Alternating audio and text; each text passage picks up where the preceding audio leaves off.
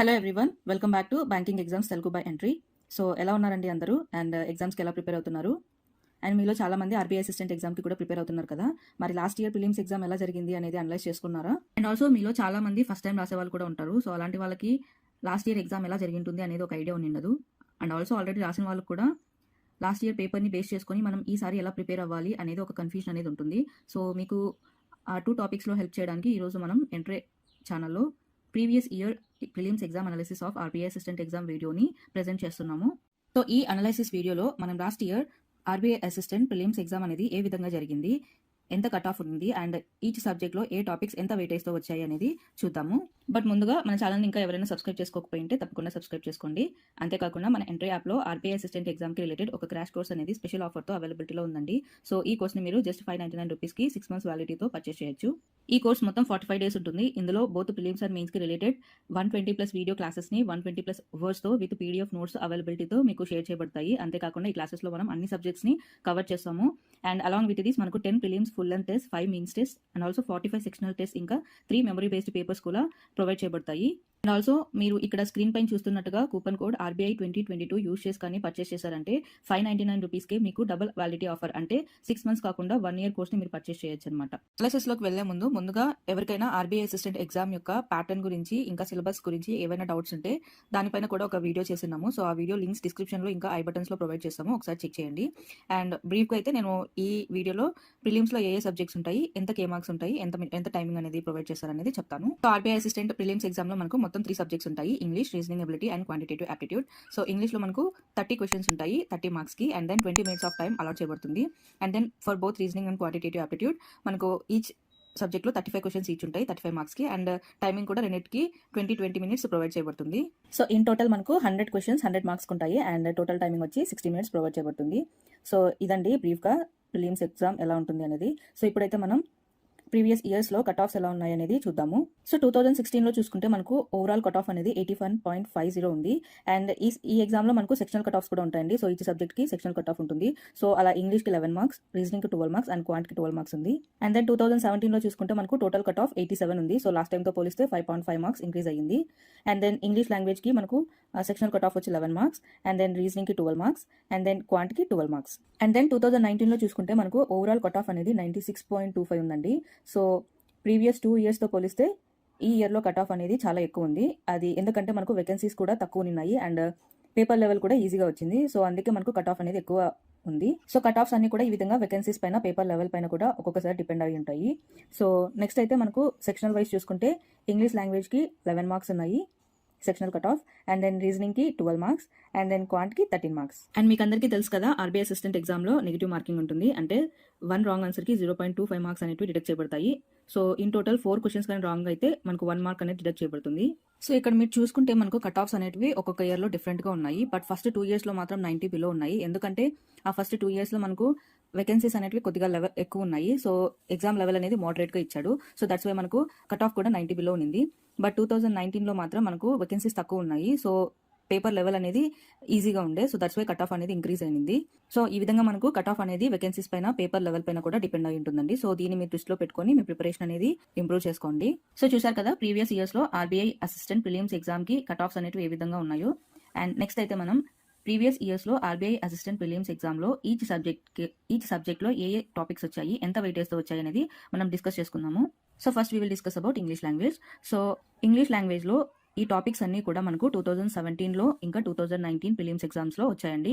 So దీన్ని base చేసుకొని మనం 2022లో ఎలాంటి క్వశ్చన్స్ వస్తాయనేది ఎక్స్పెక్ట్ చేయొచ్చు.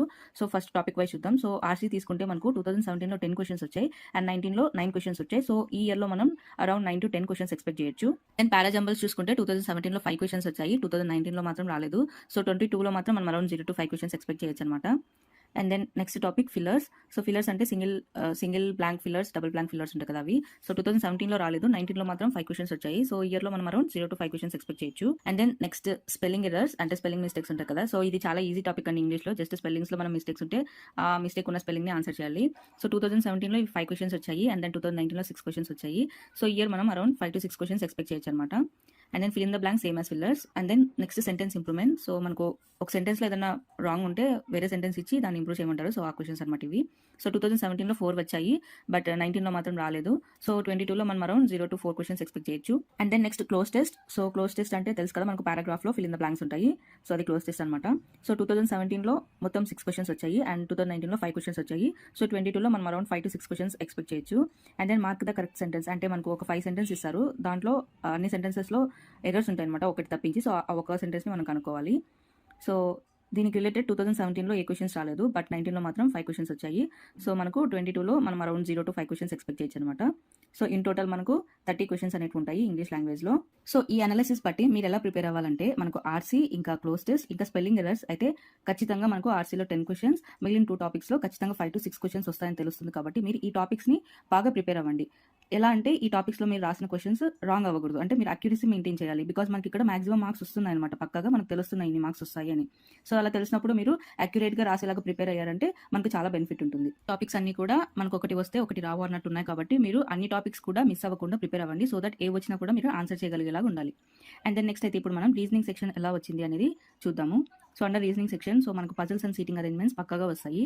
సో 2017లో మనకి 10 క్వశ్చన్స్ వచ్చాయి, అంటే 5 questions in puzzles and 5 questions in seating arrangement అనమాట. అండ్ దెన్ 2019లో చూసుకుంటే 15 క్వశ్చన్స్ వచ్చాయి. సో ఇవి అటు ఇటుగా ఉండొచ్చు, రెండు ఈక్వల్గా ఉండకపోవచ్చు. సో ఈ విధంగా మనం 2022లో around 10 to 15 questions relating to puzzles and seating arrangements expect చేయొచ్చు. నెక్స్ట్ సిలాజిజమ్స్ చూసుకుంటే 2017 అండ్ 19 రెండింటిలో కూడా 3 వచ్చాయి, కాబట్టి మనం ఈ ఇయర్ కూడా 3 క్వశ్చన్స్ ఎక్స్పెక్ట్ చేయొచ్చు. And then alphanumeric series, అంటే వీటిలో ఆల్ఫాబెట్స్, నెంబర్స్ ఇంకా సింబల్స్ 3 కలిపి ఒక సిరీస్ ఫామ్ అయింటుంది. సో దానిపైన క్వశ్చన్స్ అడుగుతాడు అనమాట. సో ఇవి మనకు 2017లో 5 క్వశ్చన్స్ వచ్చాయి, 19లో మాత్రం రాలేదు. సో ఈ ఇయర్ మనం అరౌండ్ 0 to 5 క్వశ్చన్స్ ఎక్స్పెక్ట్ చేయొచ్చు. And then next number series. So number series అంటే ఒక 3 డిజిట్ నెంబర్స్ అనేవి ఒక 5 ఇస్తారు. సో వాటిపైన క్వశ్చన్స్ ఉంటాయి. సో ఇలాంటివి మనకు 2017లో 5 క్వశ్చన్స్ వచ్చాయి, బట్ 19లో మాత్రం రాలేదు. సో ఇయర్ మనం అరౌండ్ 0 to 5 ఎక్స్పెక్ట్ చేయొచ్చు అనమాట.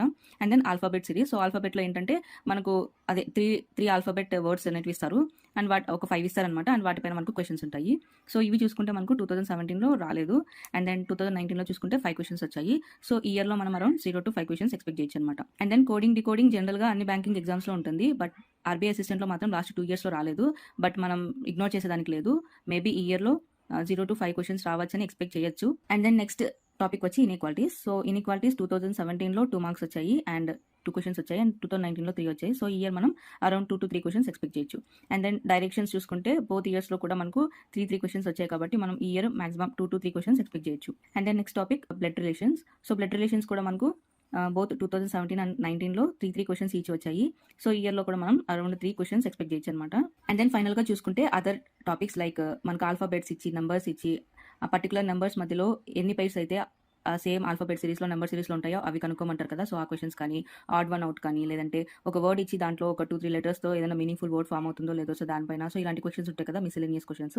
సో వాటికి రిలేటెడ్ మనకు 2017లో 4 క్వశ్చన్స్ వచ్చాయి అండ్ 19లో అయితే 3 క్వశ్చన్స్ వచ్చాయి. సో ఈ ఇయర్లో మనం అరౌండ్ 3 to 4 క్వశ్చన్స్ ఎక్స్పెక్ట్ చేయొచ్చు అనమాట. సో ఈ విధంగా మనకి ఇన్ టోటల్ రీజనింగ్లో 35 క్వశ్చన్స్ అనేవి ఉంటాయన్నమాట. సో చూసారు కదా రీజనింగ్ సబ్జెక్ట్ అనాలిసిస్ అనేది. సో దీన్ని బట్టి మీరు ఎలా ప్రిపేర్ అవ్వాలంటే, మనకి ఇక్కడ పజిల్స్, సీటింగ్ అరేంజ్మెంట్స్ నుంచి పక్కా 10 to 15 మార్క్స్ వస్తాయని తెలుస్తుంది. కాబట్టి మీరు ఏం చేస్తారంటే వీటికి రిలేటెడ్ సెట్స్ అనేవి ఎక్కువ ప్రాక్టీస్ చేయండి. అండ్ ఎగ్జామ్లో వీటిని అటెంప్ట్ చేసేటప్పుడు ఏం చేస్తారంటే, ఫ్రీగా టెన్షన్ పడకుండా క్వశ్చన్ని ఒకసారి మొత్తం ఒక పాయింట్ కూడా మిస్ అవ్వకుండా చదవండి. అండ్ దెన్ ఒక్కొక్క స్టెప్ని ఇంప్లిమెంట్ చేసుకుంటూ ఆన్సర్ చేశారంటే మీకు పక్కా ఈజీగా వస్తుంది. అండ్ ఆర్బీఐ అసిస్టెంట్లో అయితే చాలా ఈజీ లెవెల్ క్వశ్చన్సే వస్తాయి. సో మీరు వర్రీ అవ్వాల్సిన అవసరం కూడా లేదు, డిఫికల్ట్గా ఉంటాయని.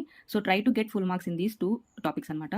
సో అండ్ దెన్ చూసుకుంటే మనకు inequalities, directions, blood relations, miscellaneous questions. So ఇవన్నీ కూడా మనకు పక్కా అన్నిట్లో 2 to 3 మార్క్స్ ఖచ్చితంగా వస్తాయి, కాబట్టి అలాంగ్ విత్ సిలాజిజమ్స్. సో వీటిని మీరు ఏం చేస్తారంటే ఎక్కువ ప్రాక్టీస్ చేయండి, సో దట్ మీరు వీటిలో వచ్చే క్వశ్చన్స్ని యాక్యురేట్గా చేయగలిగేలాగా ఉండాలి. బికాజ్ మనకు పక్కా ఇన్ని క్వశ్చన్స్ వస్తాయని తెలుస్తుంది, కాబట్టి we should not lose those marks. And then next alphanumeric series, number series ఇంకా ఆల్ఫాబెట్ సిరీస్ ఉన్నాయి కదా. సో ఈ 3 కూడా సిరీస్ టైప్స్. అండ్ ఈ 3లో ఏవైనా 2 రావచ్చండి పక్కగా. సో 2 రావచ్చు, 1 రావచ్చు. ఎన్ని వచ్చినా కూడా ఈచ్ సెట్లో మాత్రం 5 క్వశ్చన్స్ పక్కగా వస్తాయి. అంటే మనకు 5 మార్క్స్ పక్కా ఉంటాయి అనమాట అని తెలుస్తుంది కదా. సో మీరు ఏం చేయాలంటే వీటిని కూడా బాగా ప్రిపేర్ అవ్వాలి. మనకు 5 మార్క్స్ వస్తున్నాయని తెలుస్తుంది, కాబట్టి మీరు వీటిలో కూడా యాక్యురేట్గా ఉండేలాగా ప్రిపేర్ అయ్యారంటే మీకు ఈజీగా మార్క్స్ అనేది వస్తాయి. సో దట్ మీ స్కోర్ అనేది ఇంక్రీజ్ అవుతుంది. And one more thing is that మీరు వీటిని ఆన్సర్ చేసేటప్పుడు ఎగ్జామ్లో కరెక్ట్గా సిరీస్ అనేది చూసుకోండి. బికాజ్ సమ్టైమ్స్ మనం సిరీస్ కన్ఫ్యూజ్ అయ్యి ఆన్సర్ చేస్తుంటాము, దానివల్ల మనకు మార్క్స్ పోతుంటాయి. సో దట్స్ వై మీరు కొద్దిగా కేర్ఫుల్గా ఉండండి. నెక్స్ట్ అయితే మనం క్వాంటిటేటివ్ యాప్టిట్యూడ్లో ఏ విధంగా క్వశ్చన్స్ వచ్చాయి అండ్ ఎన్ని క్వశ్చన్స్ వచ్చాయి ఈచ్ టాపిక్లో చూద్దాము. సో అండర్ క్వాంట్లో మనకు DI that is data interpretation both 2017 and 19లో 5 క్వశ్చన్స్ వచ్చాయి. సో మనం ఈ ఇయర్లో కూడా మనం 5 క్వశ్చన్స్ పక్కగా ఎక్స్పెక్ట్ చేయొచ్చు అనమాట. And then missing number series and wrong number series. So రెండిట్లో ఏదో ఒక సిరీస్ అనేది వస్తుంది, లేదా మిక్స్డ్గా కూడా రావచ్చు. సో ఇవి 2017లో 5 వచ్చాయి అండ్ 19లో కూడా 5 క్వశ్చన్స్ వచ్చాయి. సో మనం ఈ ఇయర్లో కూడా 5 క్వశ్చన్స్ ఎక్స్పెక్ట్ చేయొచ్చు for sure. And then simplification చూసుకుంటే, సో సింప్లిఫికేషన్ కాదండి, both approximation and simplifications. So 2017లో 10 వచ్చాయి, 19లో 15 వచ్చాయి. సో ఈ ఇయర్లో మనం అరౌండ్ 10 to 15 క్వశ్చన్స్ ఎక్స్పెక్ట్ చేయొచ్చు. అండ్ దెన్ అరిథమెటిక్ అంటే మిసిలేనియస్ టాపిక్స్ ఉంటాయి కదా, అవి చూసుకుంటే 17లో 15 క్వశ్చన్స్, 19లో 10 క్వశ్చన్స్ వచ్చాయి. సో ఈ ఇయర్లో మనం 10 to 15 క్వశ్చన్స్ ఎక్స్పెక్ట్ చేయొచ్చు. సో ఈ విధంగా మనకు ఇన్ టోటల్ 35 క్వశ్చన్స్ ఉంటాయి క్వాంట్ సెక్షన్లో. సో ఈ క్వాంట్ సెక్షన్ అనాలిసిస్ ప్రకారం మనం ఎలా ప్రిపేర్ అవ్వచ్చు అంటే, మనకు ఆల్రెడీ తెలిసిపోతుంది సింప్లిఫికేషన్స్ అండ్ అప్రాక్సిమేషన్స్ నుంచి మనకు ఫర్ షూర్ 10 to 15 క్వశ్చన్స్ వస్తాయని. పైగా ఈ 2 టాపిక్స్ అనేవి చాలా ఈజీగా ఉంటాయి. సో ఇంత ఈజీగా ఉన్న టాపిక్స్ని మనం అసలు మిస్ చేయకూడదు కాబట్టి వీటిని బాగా ప్రాక్టీస్ చేయండి. సో వీటికి ఎక్కువగా క్యాల్కులేషన్ స్పీడ్ ఉండాలి. సో అది మెయింటైన్ చేయండి. అండ్ దెన్ డిఐ కూడా మనకు 5 క్వశ్చన్స్ పక్కా వస్తాయని తెలుస్తుంది కాబట్టి డిఐ కూడా మీరు బాగా ప్రాక్టీస్ చేయండి. సో మాక్సిమం మనకు డిఐలో ఆర్బీఐ అసిస్టెంట్లో హై లెవెల్ అయితే రాదు. సో మాక్సిమం యావరేజెస్ పైన, పర్సెంటేజెస్ పైన, రేషియోస్ పైన, సో వాటిపైన డిపెండ్ అయ్యి అలా వస్తాయన్నమాట క్వశ్చన్స్. సో ఇక్కడ కూడా మీరు 5 మార్క్స్ వచ్చేలాగా ప్రిపేర్ అవ్వండి. అంటే మీరు రాసే ఆన్సర్స్ యాక్యురేట్గా ఉండాలి, తప్పుపోకుండా యాక్యురేట్గా ఉండేలాగా చూసుకోండి. అలా ప్రాక్టీస్ చేయండి. సో ఇలాగా మనకు డిఐ నుండి సింప్లిఫికేషన్స్ అండ్ అప్రాక్సిమేషన్స్ నుంచి 15 to 20 మార్క్స్ ఈజీగా వచ్చేస్తాయి మనం కానీ యాక్యురేట్గా ప్రిపేర్ అవ్వడం స్టార్ట్ చేసామంటే. And then mixing number series, wrong number series కూడా మాక్సిమం ఈజీ లెవెల్లోనే ఇస్తాడండి. సో ఇక్కడ కూడా మనకి 5 మార్క్స్ ఖచ్చితంగా వస్తాయని తెలుస్తుంది కాబట్టి వీటిని మిస్ చేయొద్దండి. వీటిని కూడా బాగా ప్రాక్టీస్ చేయండి. అండ్ ఫైనల్గా అరిథమెటిక్ చూసుకుంటే మనకు ఇవి కూడా మనకు 10 to 15 క్వశ్చన్స్ రావచ్చు అని మనకు ఖచ్చితంగా తెలుస్తుంది. బట్ అరిథమెటిక్ అనేది చాలా మందికి డౌన్ సైడ్ టాపిక్స్ అనమాట. మాక్సిమం వీటిలో ఎక్కువగా కష్టపడుతుంటారు రాయడానికి. ఆర్బీఐ అసిస్టెంట్కి మాత్రం మీరు వరి అవ్వాల్సిన అవసరం లేదు. బికాజ్ ఆర్బీఐ అసిస్టెంట్కి maximum easy to moderate level ఇస్తాడు కాబట్టి మీరు అర్థమెటిక్ టాపిక్స్లో ఏవైనా బేసిక్స్ కంప్లీట్ చేయాల్సి ఉంటే ఫస్ట్ అవి కంప్లీట్ చేసుకోండి. అండ్ దెన్ మనకు బేసిక్ లెవెల్ క్వశ్చన్స్ ఉంటాయి కదా, వాటిని బాగా ప్రాక్టీస్ చేయండి. తర్వాత లెవెల్ 1 క్వశ్చన్స్ అంటే మోర్ దాన్ బేసిక్ లెవెల్ ఉంటాయి కదా, ఒక స్టెప్ ఎక్కువ, వాటిని ప్రాక్టీస్ చేశారంటే మీరు ఈజీగా ఆర్బీఐ అసిస్టెంట్లో కూడా అర్థమెటిక్ క్వశ్చన్స్ని అటెంప్ట్ చేయగలుగుతారు. So this is all about quant section analysis. So చూసారు కదా, last year RBI assistant prelims ఎగ్జామ్కి కట్ ఆఫ్స్ అనేవి ఏ విధంగా ఉన్నాయి అండ్ ఈచ్ సబ్జెక్ట్ క్వశ్చన్స్ ఎలా వచ్చాయి అనేది. సో దాన్ని బట్టి మీరు ఇక్కడ స్క్రీన్ పైన చూపిస్తున్న టిప్స్ కానీ ఫాలో అయ్యారంటే మంచి మార్క్స్ స్కోర్ చేయొచ్చండి. సో ఫస్ట్ అయితే ఏంటంటే మీరు ఎవరైనా సిలబస్ కంప్లీట్ చేయకపోతే సిలబస్ కంప్లీట్ చేయండి, అంటే బేసిక్స్ అన్ని కంప్లీట్ చేయండి. నెక్స్ట్ బేసిక్స్ కంప్లీట్ చేసిన తర్వాత మీరు క్వశ్చన్స్ని ఎక్కువ ప్రాక్టీస్ చేయాలన్నమాట. సో ప్రాక్టీస్ చేస్తే ఏమవుతుందంటే మీరు ఏదైనా ఒక పర్టికులర్ ఫార్ములాని కానీ ఒక పర్టికులర్ ట్రిక్ని కానీ ఫాలో అవుతున్నారంటే అది ఎక్కువ ప్రాక్టీస్ చేయడం వల్ల మీ మైండ్లో సెట్ అయిపోతుంది. సో దానివల్ల ఆటోమేటిక్గా మీ స్పీడ్ అనేది ఇంక్రీజ్ అవుతుంది అనమాట. సో అందుకే ఎక్కువ ప్రాక్టీస్ చేయాలి క్వశ్చన్స్ని. అండ్ దెన్ నెక్స్ట్ ఏంటంటే మీరు స్పీడ్ పైన, అక్యురసీ పైన ఎక్కువగా దృష్టి పెట్టండి. సో వీలైనంత తక్కువ టైంలో మీరు క్వశ్చన్స్ని సాల్వ్ చేయండి. అండ్ సాల్వ్ చేసేటప్పుడు కూడా కరెక్ట్గా సాల్వ్ చేసేలా చూసుకోండి, రాంగ్ అవ్వకుండా. సో అది ప్రాక్టీస్ చేశారంటే బెస్ట్ అనమాట. సో అలాంగ్ విత్ దట్ మీరు ఎక్కువ మాక్ టెస్ట్ ట్రై చేయండి. కనీసం డైలీ 1 కానీ ఆల్టర్నేట్ డేస్లో ఒక్కొక్కటి కానీ అటెంప్ట్ చేయండి. అండ్ అటెంప్ట్ చేసిన తర్వాత మీరు వాటిని తప్పకుండా అనలైజ్ చేసుకోండి. అనలైజ్ చేయడం అనేది చాలా ఇంపార్టెంట్ అనమాట మనకు. బికాస్ అనలైజ్ చేస్తే మనం ఏం తప్పులు చేస్తున్నాము, ఎక్కడ స్లోగా ఉన్నాము, ఎక్కడ ఫాస్ట్గా ఉన్నాము, ఇవన్నీ మనకు తెలుస్తాయి అనమాట. అండ్ అనలైజ్ చేసేటప్పుడు కూడా చాలా మంది ఓన్లీ అన్అటెంప్టెడ్ క్వశ్చన్స్ కానీ రాంగ్ క్వశ్చన్స్ కానీ అనలైజ్ చేస్తుంటారు. సో అలా చేయకండి. బికాస్ మీరు రైట్ చేసిన క్వశ్చన్స్ కూడా అనలైజ్ చేసుకున్నారంటే మేబీ వాడిచ్చిన ఆన్సర్ చాలా తక్కువ టైంలో వచ్చిండొచ్చు అండ్ మీరు చేసిన ఆన్సర్ కొద్దిగా టైం ఎక్కువ తీసుకుండొచ్చు. సో అంటే మీరు అవి అనలైజ్ చేయడం వల్ల మీకు ఇంకొక కొత్త ట్రిక్ అనేది తెలుస్తుంది కదా. సో దట్స్ వై మీరు కరెక్ట్ చేసిన ఆన్సర్స్ని కూడా అనలైజ్ చేసుకోండి.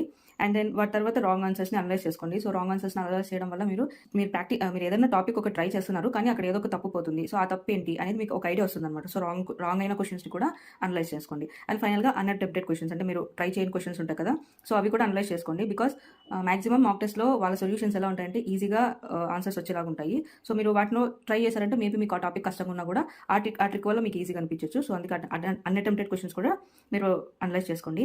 అండ్ ఇవన్నీ చేసిన తర్వాత మీకు వీక్ ఏరియాస్ తెలుస్తాయి కదా, సో ఫైనల్గా ఆ వీక్ ఏరియాస్ పైన వర్క్ చేయండి. లైక్ ఏమైనా మీకు టాపిక్ అర్థం కాకపోతే ఆ వీక్ ఏరియా గురించి వాటిపైన క్లాసెస్ వినండి.